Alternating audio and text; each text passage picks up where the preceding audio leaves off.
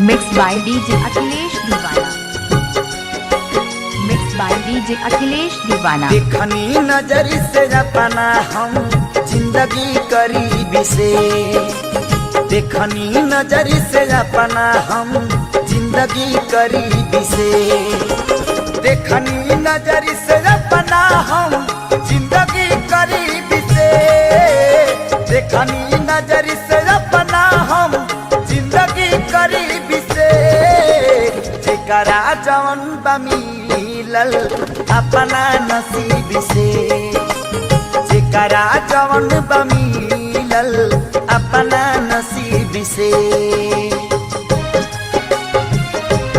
अगर आप भी चाहते हो डीजे सॉन्ग बनवाने के लिए संपर्क करें 93 24 13 72 38 धमार चौक चाले रोड।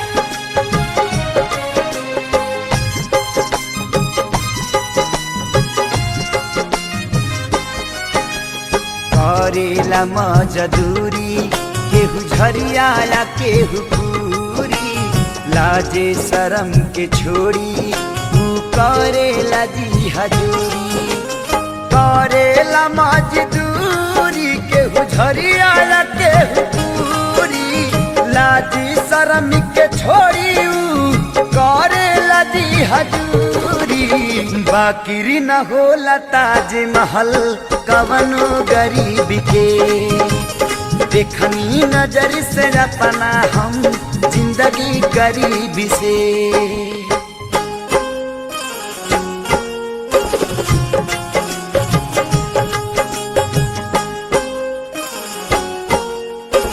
डीजे अखिलेश दीवाना धमार चौक चाले जाले।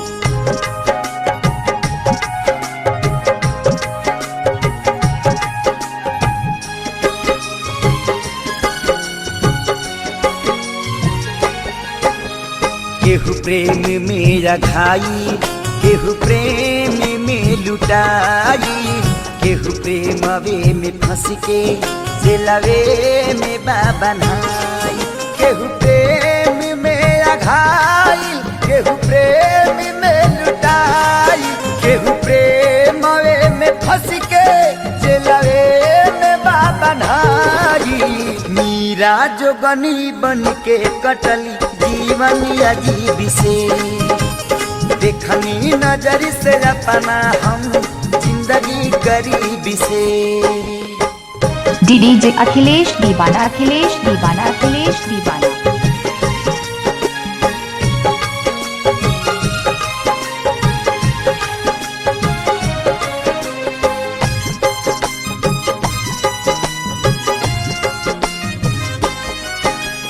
संजय सने ही लिखले साचे साचे ही बात हो, बावे रमेश जी के खेसारी ऊपर हाथ हो, संजय सने ही लिखले साचे साचे ही बात हो, बावे रमेश जी के खेसारी ऊपर हाथ हो, जे भी जवन बपवाले अपना तरकीब से, देखनी नजर से अपना हम जिंदगी गरीबी से, देखनी नजर से अपना हम जिंदगी गरीबी से, देखनी नजर से अपना हम जिंदगी गरीबी से, देखनी नजर से अपना हम जिंदगी गरीबी से, देखनी नजर से अपना